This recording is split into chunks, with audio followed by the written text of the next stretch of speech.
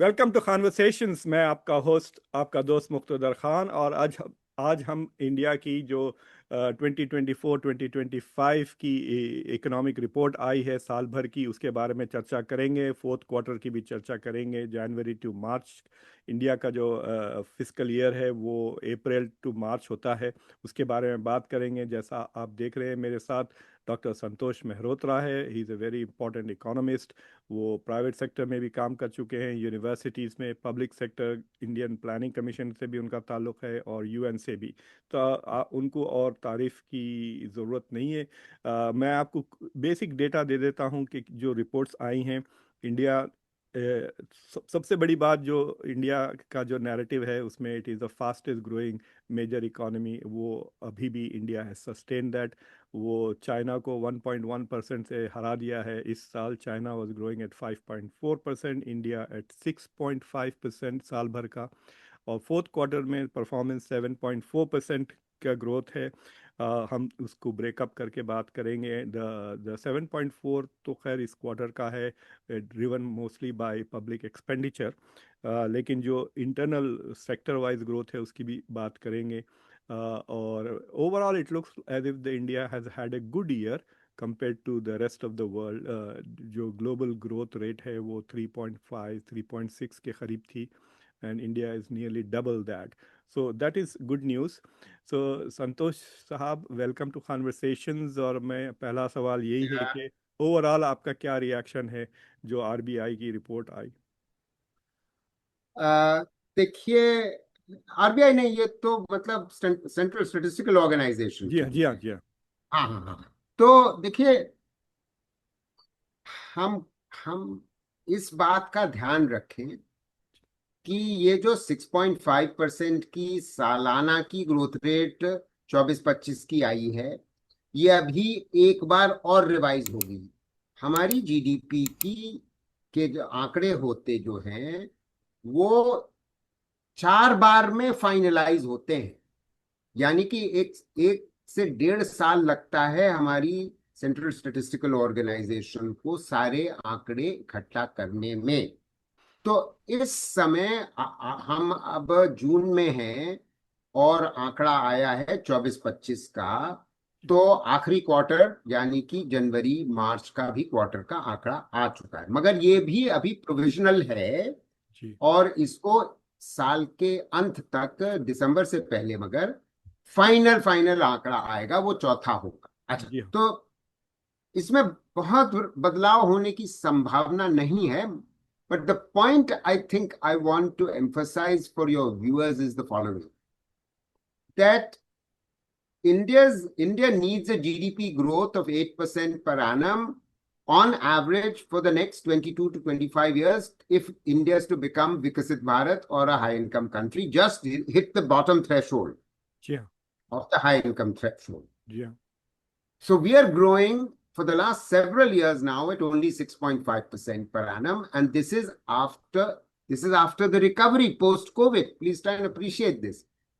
So we may be the fastest growing large economy in the world only because China's growth rate has slowed down. Point one. And we have to grow even faster than we are growing because, as I just said, we are not generating jobs enough. And secondly, we are not growing fast enough if our goal is to become a high income, high human development country. So this is the background that needs to be kept in mind. One other point I want to make before I come ji back हाँ। to you, and that is as follows, that, I don't give too much weight to the quarterly estimates, which our channels talk so much about, for the simple reason that the quarterly estimates give a rather, uh, a picture which is relative to 1 year ago in this same quarter. जी हाँ। You see, unlike in the US, Dr. Saab, in the US, the way it happens, or in most advanced economies, the way it happens is this quarter's growth is presented as relative to the previous quarter's growth. That's not the way in India it's done. It's relative to the previous year in this quarter. जी हाँ। So there's nothing in that sense to celebrate about the 7.4%, which is the reason why I tend to focus on the annual. And one other final point I just want to make before I, take your further question is that please remember that on the whole, over the period 2014 to 2024, our growth rate has actually been only 5.8% because we contracted during COVID. जी हाँ, 6% That's contraction. very worrying. Exactly. And we contracted twice as much as the global economy. तो जरूरी ये हमें है कि हम 6.5 तो कम से कम मेंटेन ही करें, और 6.5 को हमें 8 ले जाना है, अगर हमें वो उस तरीके से जॉब्स क्रिएट करने हैं कि अनएम्प्लॉयमेंट रेट और ना बढ़े। जी। तो सर, दो तीन चीज़ें मैं कहना चाह रहा हूँ। मैं जो सुनने वाले हूँ को उनको जिस तरह से एक्सप्लेन करता हूँ ये विकसित भारत का, कि ऐसा सोचे कि आप वनडे क्रिकेट खेल रहे हैं और हम्म, 22 ओवर बाकी हैं और रिक्वायर्ड रन रेट 8 पर। So you have to make 8 runs per over for the next 22 overs to win the match. और आपकी रन रेट करेंटली 6.5 है, तो सोच ले आप। बिल्कुल। अगर अगले साल अगला ओवर भी 6.5 का होगा तो रिक्वायर्ड रन रेट बढ़ते जाएगी, it become above 8 and 9। So that is how it is easy to understand, जो यूजुअली इकोनॉमिक डेटा के करीब नहीं होते। Sir, what is interesting to me is के कहते हैं ना, the devil is in the detail. तो जब मैंने एब्सोल्युटली। जाके डेटा देखा, तो एक तो ये है कि पिछले साल का जो revise GDP growth rate report कर रही है इंडिया, इट्स 9.2%। तो कोई सवाल ये नहीं उठा रहा है कि 9.2 से 6.5 is quite a steep decline. और दूसरी बात यह है कि पिछले 4 साल में this is actually the lowest growth rate. Totally. हाँ, तो those two things should be source of worry rather than celebration. मतलब हम इस आई बात को एग्री। सेलिब्रेट कर रहे हैं कि चाइना स्लो हो गई, क्योंकि पिछले 25 साल में अगर आप देखें तो India has been the first fastest growing और द सेकंड फास्टेस्ट ग्रोइंग में। Correct. Correct. Absolutely correct.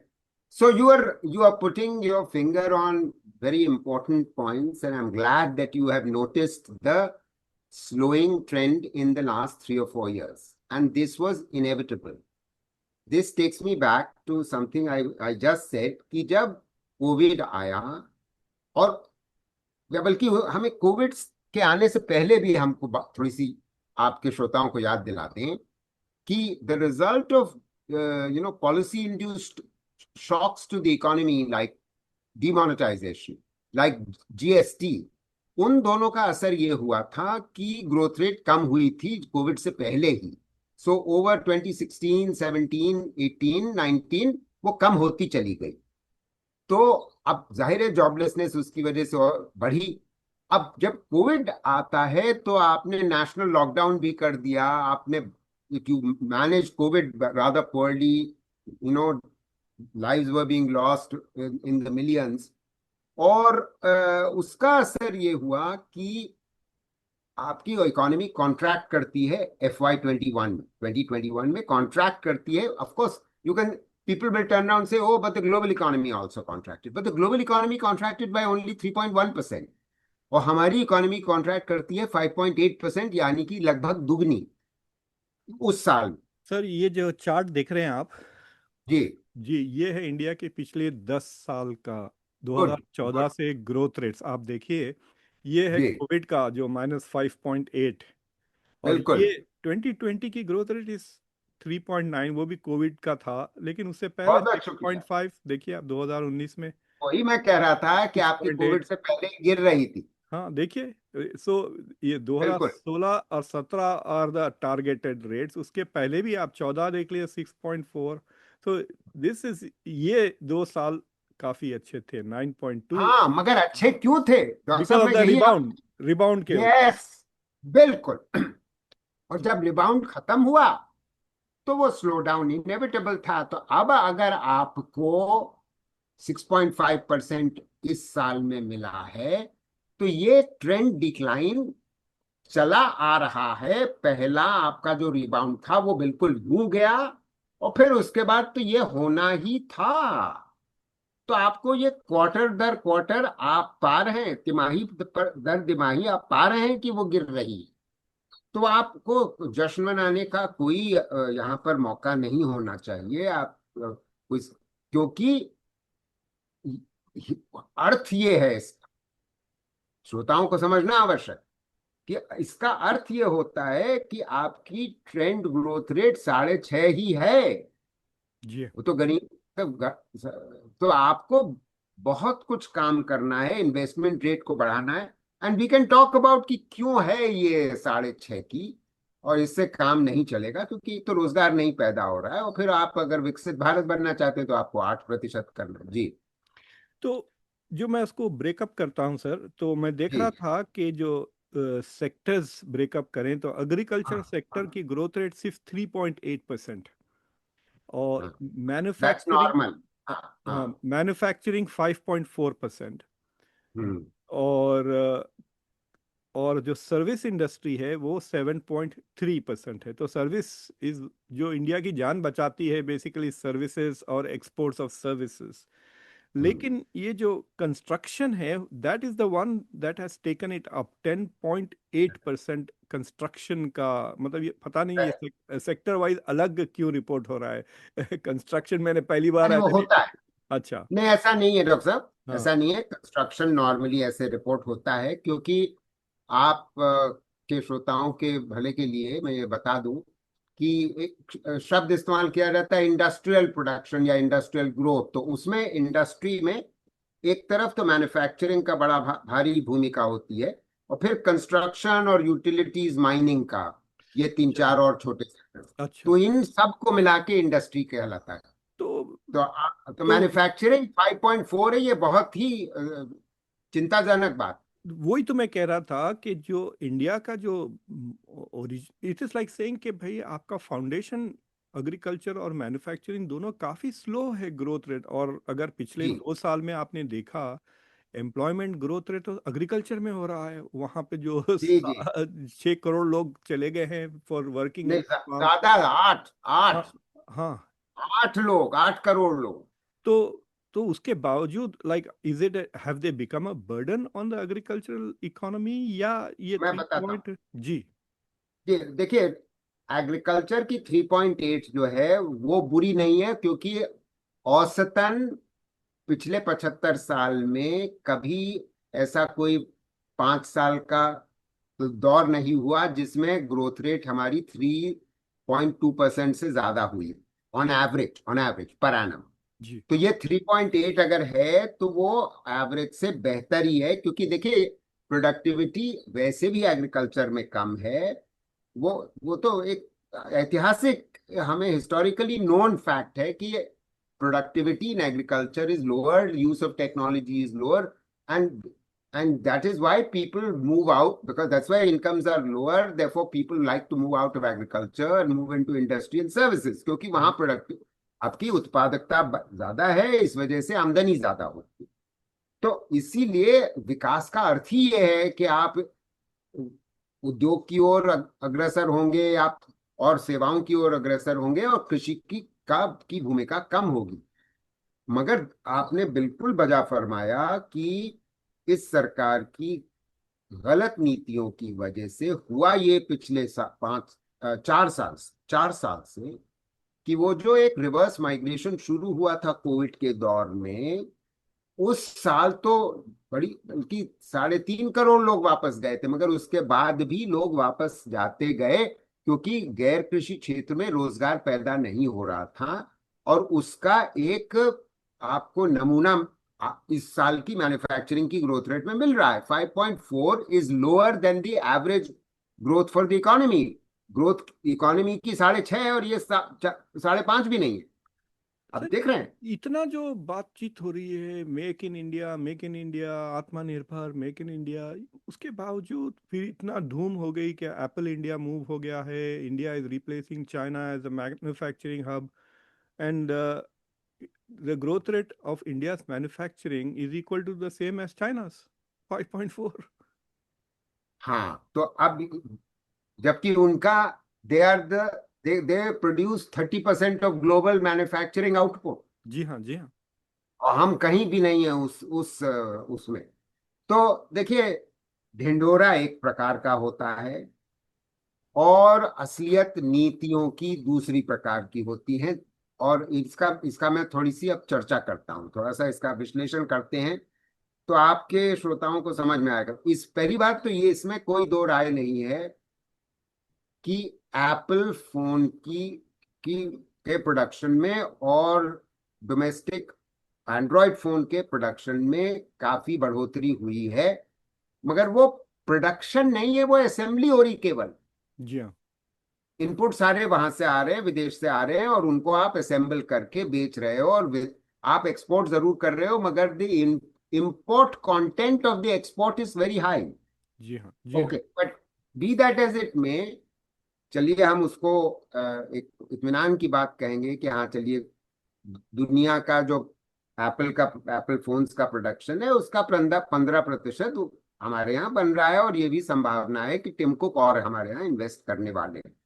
मोटी बात, ज्यादा बड़ी बात यह है कि फोन बनाने में रोजगार जो पैदा होता है वो थोड़ा सा हो, और जो थोड़ा सा होता है वो बहुत ही उच्च श्रेणी की शिक्षा और स्किल्स वाले लोगों के लिए होता है। जी अब हाँ। ये दिक्कत की बात है, क्योंकि हमारे देश में कम शिक्षित मगर ठीक फिर भी पढ़े लिखे युवाओं की संख्या बढ़ती चली जा रही है, खासतौर से लड़कियों की संख्या बढ़ती चली जा रही है, और वो सब रोजगार की दरकार कर रहे हैं और उनको रोजगार नहीं मिल रहा, जिसकी वजह से जिस इसलिए manufacturing of a labour intensive kind बढ़ना बहुत जरूरी है। कौन सा लेबर इंटेंसिव मैन्युफैक्चरिंग होता है? 5 सेक्टर्स हैं हमारे देश में, मैं गिना देता हूं। एक तो फूड प्रोसेसिंग हुआ। अब आपका मिल्क का उत्पादन भी, मतलब आपने गाय से दूध तो लिया, मगर उसके बाद उसका जो प्रोसेसिंग होती है, पैकेजिंग होती है, उसका डिस्ट्रीब्यूशन होती है, वो सब फूड प्रोसेसिंग में आता है। मैं एक उदाहरण दे रहा हूँ, फूड प्रोसेसिंग एक हुआ। दूसरा होता है leather and footwear. You know, we have the largest number of cattle in the world. As a result, we are the second or third largest exporter of beef in the world, जी हाँ। which are all, very important dollar earners for us.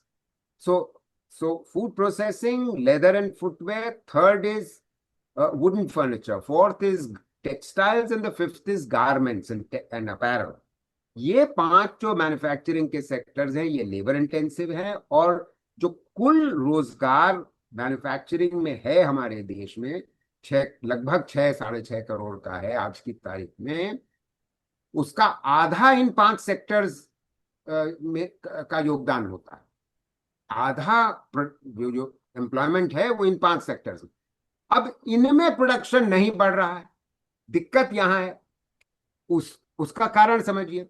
उसका कारण यह है कि ये इन sectors में बड़ी इकाइयां नहीं है। They are not large companies which are producing a lot, there are lot of small companies which produce a significant share of the total output, और वो खूब रोजगार पैदा कर, जिन्हें कहते हैं micro small and medium enterprises, MSMEs।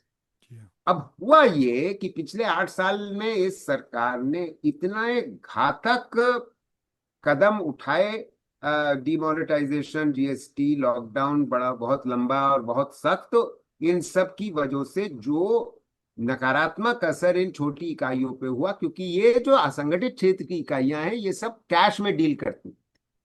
अब कैश में डील करने वाले के ऊपर आप डिमोनेटाइजेशन कर दो। दूसरा, आप लॉकडाउन कर दोगे। लॉकडाउन का मतलब आप घर में बंद हो गए, आप बैंक तक नहीं जा सकते, आप सैलरी कहाँ से दोगे? ये सब दिक्कतें। और GST की वजह से, देखिए GST में फॉर्मलाइजेशन कुछ हुआ, कई कंपनियां जो स्मॉल और मीडियम थी वो रजिस्टर कर ली GST में, मगर भाई अधिकतर जो छोटी इकाइयां होती हैं वो GST का भार नहीं सहन कर सकती। यानी कि they cannot buy a computer because you need a computer to be able to file a goods and services tax return every month जी। है। तो वो दिक्कत। दूसरा, आपको CA को एम्प्लॉय करना पड़ेगा, क्योंकि आपको एस्टिमेशन करना पड़ेगा गुड्स एंड सर्विसेज टैक्स, आपकी लाइबिलिटी क्या बन रही। अब ये सब न आप अगर छोटी इकाई है तो पहले ना आपके पास कंप्यूटर था और ना ही आप CA के पास जाते। अब इन सब वजहों से आपके ऊपर बड़ा गलत नकारात्मक असर। इन तो रोजगार कम हुआ। और रोजगार कम हुआ, फिर प्रोडक्शन कम हुआ। तो अब आपको मैं मैन्युफैक्चरिंग पे वापस आ जाता हूं, क्योंकि आपका सवाल मैन्युफैक्चरिंग पे दोबारा था। तो रोचक बात यह है कि एक तरफ ढिंडोरा मेक इन इंडिया, और दूसरी तरफ आप देख रहे हैं मैन्युफैक्चरिंग एम्प्लॉयमेंट घट रहा है, और manufacturing contribution to gross value added या जीडीपी, जो 1991 से 2014 तक निरंतर बना हुआ था, करीब 17%। 17% was the contribution of manufacturing to GDP. That falls after this government comes to power because of the shocks that this policy induced shocks this government delivers to the economy. And that had fallen to 13%. It has not risen very much since then, sir. तो manufacture, ये अगर आप 5.4% सुन रहे हैं, तो इसमें आपको ताज्जुब नहीं हो रहा है इस एकेडमिक, इस कैलेंडर ईयर पर फाइनेंशियल? हैरत की बात यह है कि मतलब जब मैं और आप जैसा कहते हैं तो लोग जो शोज देखते हैं आकर क्रिटिसाइज करते हैं कि अरे आप एंटी नेशनल बात कर रहे हो। मुझे हैरत ये होती है कि why is this particular factoid not constantly discussed. भाई कॉन्स्टेंटली आप आत्मनिर्भर और मेक इन इंडिया की बातचीत हो रही है। अब तो फॉरेन कंट्रीज भी जब इंडिया की रिपोर्टिंग करते हैं अबाउट इंडिया डिफेंस इंडस्ट्री वगैरह, दे आर सेइंग कि मेक इन इंडिया का जो पॉलिसी है India is affecting India's defence capabilities, वो जो क्या खरीदते हैं वगैरह। लेकिन जो सबसे बड़ा जो एग्जांपल है, द डैमिंग डेटा कह सकते हैं आपके, the share of the manufacturing in GDP has gone down. Uh, And manufacturing share of employment has gone down, and manufacturing total employment had fallen, but that has risen recently because yes. कुछ revival पिछले 2-3 साल में जब recovery हुई को post Covid, तो MSMEs की कुछ रिकवरी हुई है, जिसकी वजह से मैन्युफैक्चरिंग में एम्प्लॉयमेंट बढ़ा, कुछ बढ़ा है, ज्यादा वो भी नहीं बढ़ा है। और जो you are absolutely right, the manufacturing contribution to GDP is still well below 17, sir. जी हाँ, जी हाँ। 15, मैं बात जगह कभी 15 नजर आता है, बात जगह 13.5-14% कह रहे हैं, बट इट इज बिल्कुल नॉट आप एक्चुअली। बजा फरमा, बिल्कुल बजा फरमा, बिल्कुल बजा फरमा। दो दो चीजें जो, एक पॉजिटिव चीज ये है कि there is a dip in the inflation numbers, के इन्फ्लेशन अब पाँच श्योर, परसेंट के नीचे श्योर। हो गया है, 4.9% हो गया है। लेकिन जो एनवायरनमेंट है ग्लोबल इकोनॉमी का, वो बहुत ही अनस्टेबल है। I mean the headwinds are really terrible. कि आपने देखा होगा कि अभी तक इंडिया का और अमेरिका का बायलैटरल ट्रेड एग्रीमेंट का कोई अनाउंसमेंट नहीं हुआ है। ट्रम्प तो प्रेशर डाल रहे हैं। तो ट्रम्प के जवाब में डॉक्टर जयशंकर ने कहा था कि अभी तक तो we are very far away from some kind of an agreement. जो अंदरूनी रिपोर्ट्स आ रहे हैं, दे आर सेइंग कि दे आर होपिंग कि सितंबर तक दे माइट हाँ, बी सम अग्रीमेंट। तो ये जो हेडविंड्स हैं, जो टर्बुलेंस डोनाल्ड ट्रंप ने ग्लोबल इकोनॉमी में लेकर आ गया, उससे पहले भी जो रीस्ट्रक्चरिंग हो रही थी ग्लोबलाइजेशन का, इनका क्या इंडिया पे, like is it going to have a positive और negative effect on India's growth going forward? क्योंकि जो जो फोरकास्ट था आरबीआई और आईएमएफ दोनों का फॉर 24-25, वो 6.9% का था एंड द परफॉर्मेंस वाज 6.5। अब जो फोरकास्ट आ रहा है अगले साल के लिए, वो 6.5% का फोरकास्ट आ रहा है। सो will India be able to hit 6.5 in the next year? Yeah, there are chances ke it is going to face more difficulties. only we will know the answer to your question only after the 4th of July. Uh, why do I say 4th of July? Not because it is Independence Day for USA, but it is the day on which 90 days of Mr. Trump's pause on Reciprocal tariffs. Yeah. the reciprocal tariffs that he imposed happens. So we will know what, कि ऊंट किसका करवट बैठता है। तब तक हमें इंतजार करना पड़ेगा। हेडविंड्स तो देखिए, अर्थव्यवस्था में, दुनिया की अर्थव्यवस्था में बनी रहनी है। आप बिल्कुल ठीक कह रहे हैं, for the simple reason that Trump has Trump's policies have put so much uncertainty into the global environment, one, and into the US economy's environment, that there will be a recession, likely to be a recession, unless he does not go ahead with his tariffs in the US economy, and the uncertainty is going to cause a slowdown in the global economy. As a result of both these factors, the headwinds are going to impact us. It may have some beneficial impact in the sense that oil prices, which have now fallen to $60 a barrel, which is very good news for us, would benefit us. Trouble is, Dr. Saab, the following. The trouble comes from our own domestic failures. And now let me explain. The international price is $60, but that has made zero impact on the price that I am paying for the petrol for my vehicle, or the diesel that anyone is paying for the trucks that they are filling. Please understand that trucks are 2/3 of all goods are transported in our country, not by rail, but by road. And they are using diesel in the trucks. Now, diesel is still selling at, despite the fact that international oil prices have fallen to as low as 60, diesel is still selling at 90-95 rupees a liter. I mean, for God's sake, this is unacceptable behavior on the part of the government, क्योंकि सरकार हमारी जेब से पैसे उलीच रही है। तो आप एक तरफ तो कह रहे हैं कि इन्फ्लेशन रेट घट गए, आप ये नहीं बता रहे हैं डॉक्टर साहब कि ये तो एवरेज इन्फ्लेशन रेट है अक्रॉस ऑल प्रोडक्ट्स। तो भाई फ्यूल इन्फ्लेशन तो आपका बना हुआ है, पहली बात। उसके अलावा food inflation rate is more than 4.9%. It is the average you are talking about is 4.9. So for these reasons, in a context when jobs are not growing,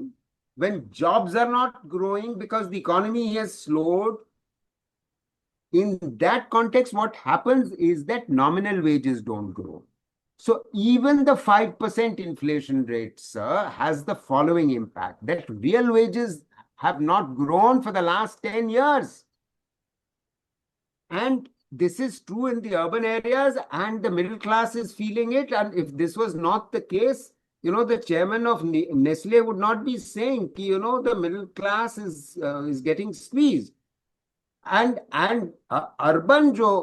rural population hai, they have suffered from, falling incomes, because 8 crore people have gotten added to the agricultural labor force. The real wages in any case were going to decline. Yeah.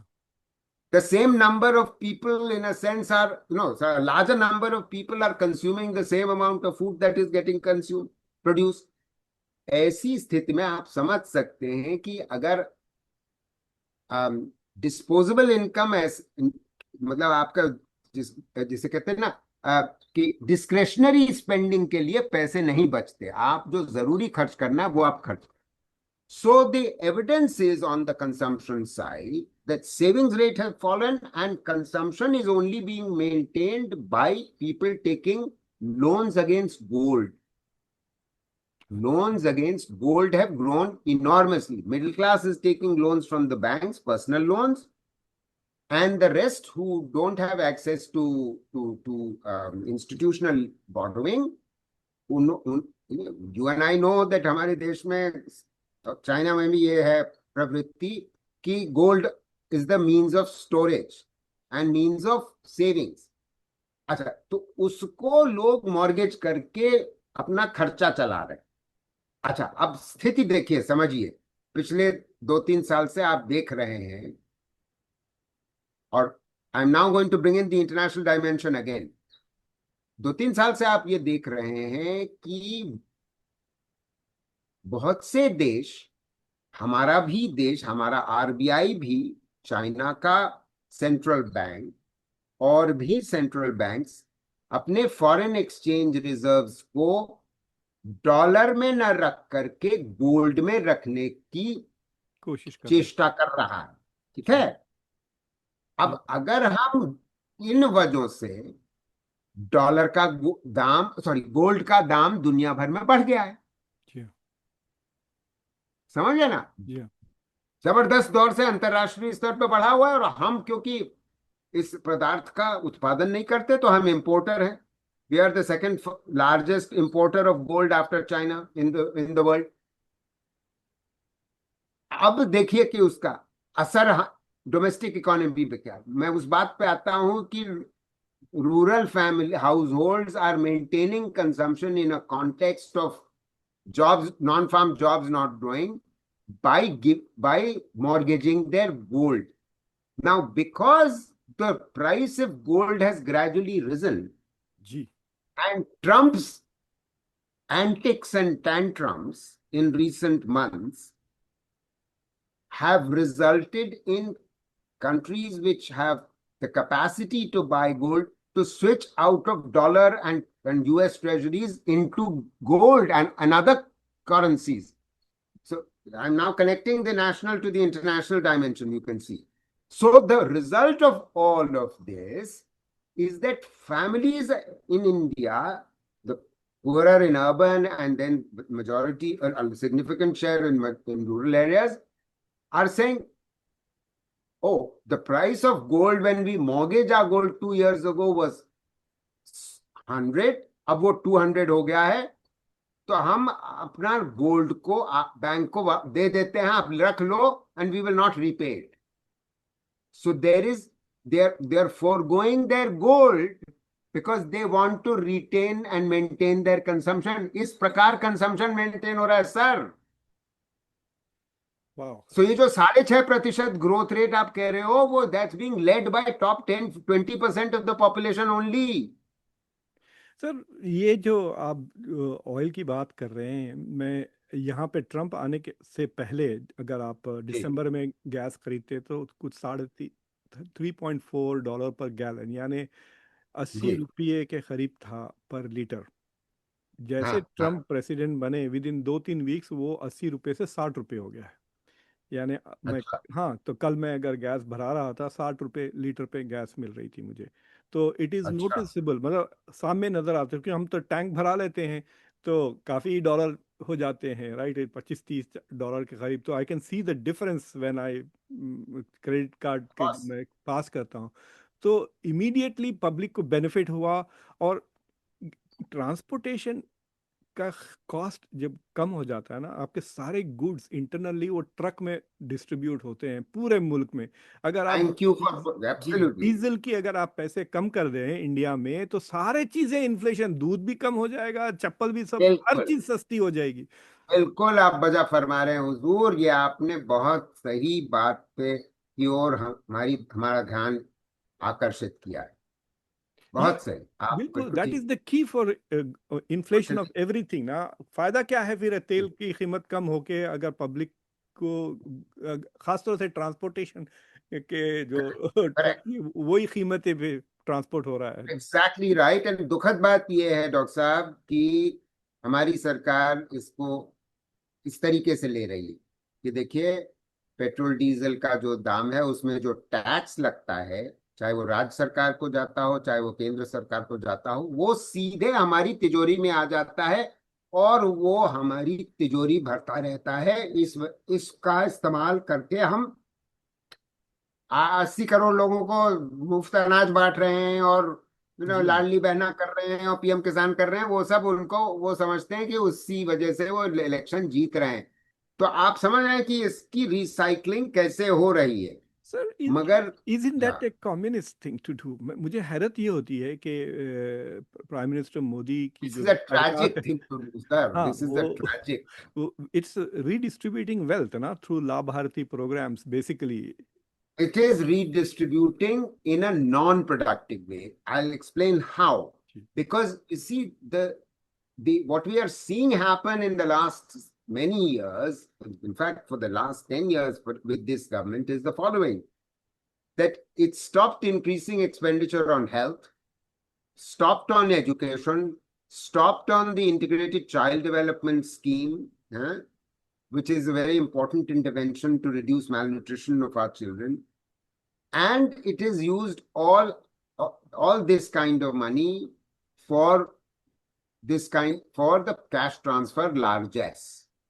And this is not productive, because in the last analysis, this is a recurrent expenditure which is not leading to any creation of any assets. वो आज का consumption आपका sustain जरूर कर रहा है, मगर भाई वो कंजम्पशन तो हम पहले सस्टेन होता था नौकरी से। आप नौकरी दे नहीं पा रहे, आप नौकरी पैदा नहीं कर रहे हो, क्योंकि आपकी आर्थिक आर्थिक नीति ऐसी है कि नौकरियों पे आपने उल्टा प्रहार कर दिया है। आप कर क्या रहे हो कि इलेक्शन जीतने के लिए आप ये सब रेवड़ी बांट रहे हो, और इसका पैसा भी लोगों से ही उलीच रहे हो कि जो you know we the government makes a big deal about GST collections which keep rising जी all the time. National media in this country is lauding the fact that our GST revenues keep rising. Arey bhai, GST is being collected from everyone. It's not being collected only from the rich. And this is not good enough. You need to leave money with the ordinary people of India in their pockets so that they are able to meet their consumption needs in a situation where inflation is high and jobs are not growing and hence wages are not growing. Sir, ये जो पिछला जो budget आया था, तो उसमें जी they had reduced tax burden on supposedly middle class, जिनकी हाँ 1 लाख तक तनख्वाह थी, उनको जी जी टैक्सेस। तो उससे कुछ असर पड़ा ऑन डोमेस्टिक डिमांड? नहीं, नहीं। नहीं पढ़ने वाला था। मैं समझाता हूं क्यों नहीं पढ़ने वाला था। क्योंकि आप ये समझिए कि only 31 million or let's say 3.1 crore people actually pay income tax, sir.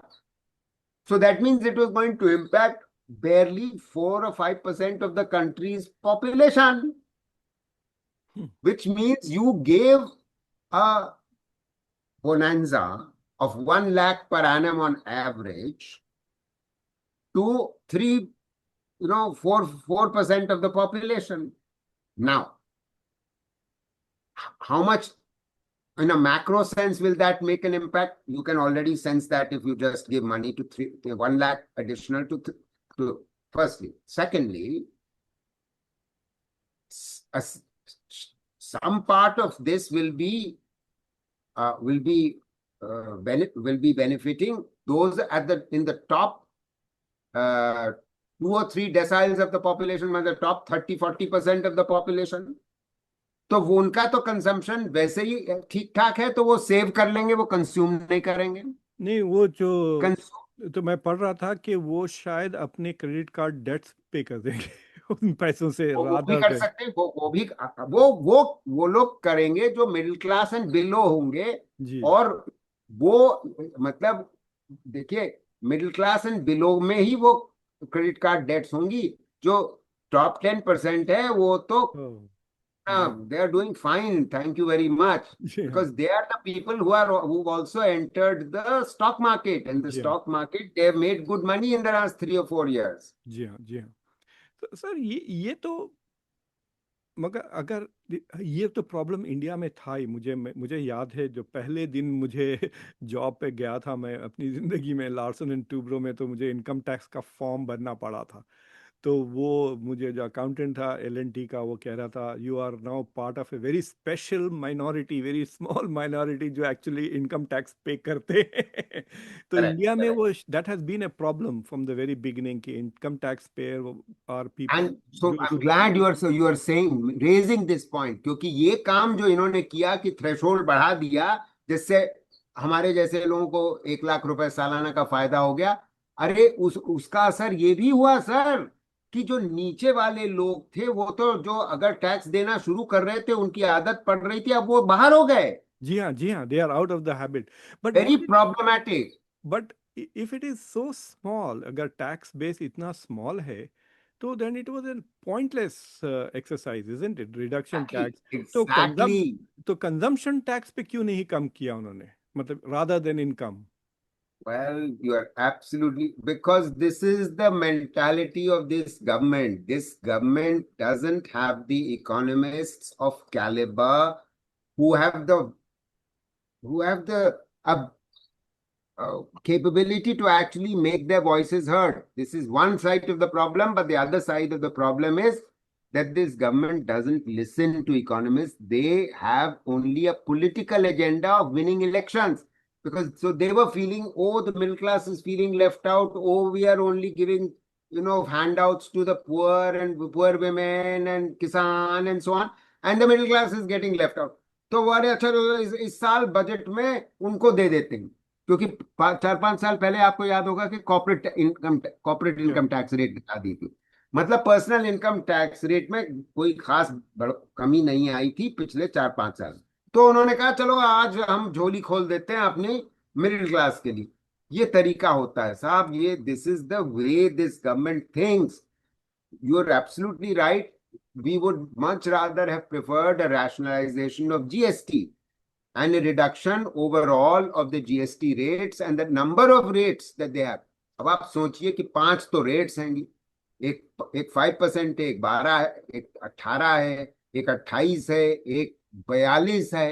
मतलब हद्दी है सर, कि कोई दुनिया में ऐसा देश नहीं जहां पर जीएसटी या वीएटी की रेट 5-5 होती हो। कोई जरूरत नहीं था ऐसा बस कॉम्प्लिकेटेड। क्या इंडिया में सेल्स टैक्स भी होता है?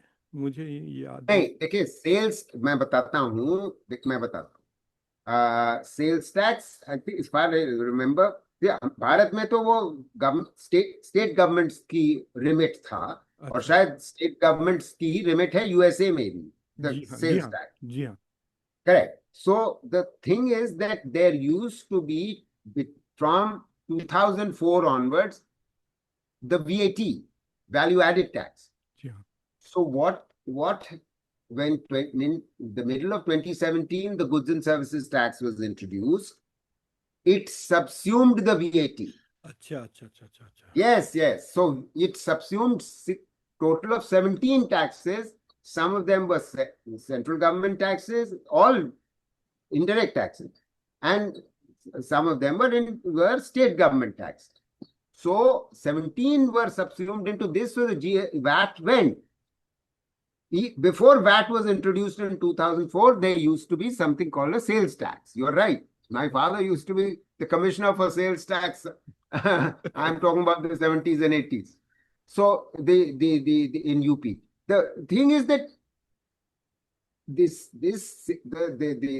is a part of a sort of evolution of a modern indirect tax system. But our foundational problem is what we were discussing about 5 minutes ago, which is that unfortunately the share of direct taxes in total tax revenue is not growing. The share of indirect taxes in total tax revenue is growing. And the opposite should be happening, and because the share of direct taxes growing indicates कि the system is progressive, यानी कि अमीर से ज्यादा उलीचा जाता है, सरकार ज्यादा लेती है proportionately, और जो कम कमाता है उससे कम लेती है। मगर जीएसटी जो होता है या वीएटी जो होता है, वो तो चाहे आप चॉकलेट खरीदो या कोई और गरीब चॉकलेट खरीदे, उतना ही उसको तो टैक्स। वही रेट देनी है। जी तो हाँ। अब that bears down more heavily on the person who has a lower income than you. जी हाँ, जी So हाँ। that's the difficulty. That's the reason why the corporate income tax or the personal income tax is called more progressive tax, while this is called it's a regressive tax, the GST. So that's the reason why this celebration ki GST बढ़ रहा है is very unfortunate. ये सरकार की सोच है भाई,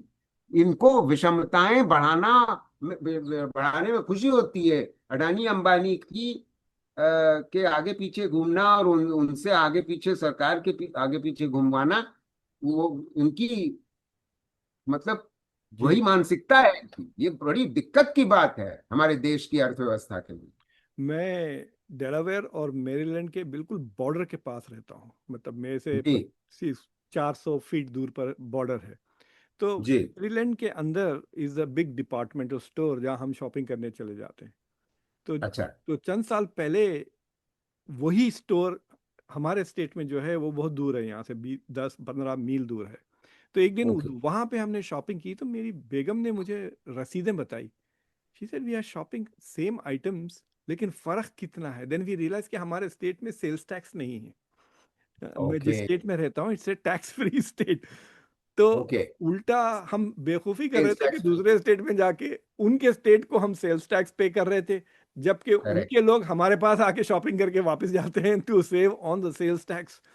तो ये Interesting. जो चीज है कि तो अब हम जब खरीद वाले स्टोर में जाते हैं हम कम चीजें खरीदते हैं। Okay.